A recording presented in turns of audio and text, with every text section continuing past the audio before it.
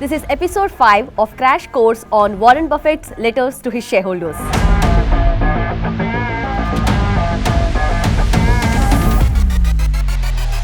In this video, we are going to cover the letters from the year 1997 to 2001.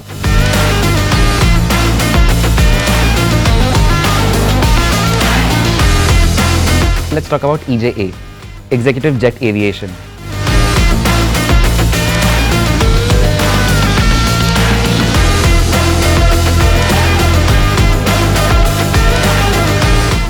While a regular bond gets about 5% return, these catastrophe bonds earns about 20% return. That is so amazing.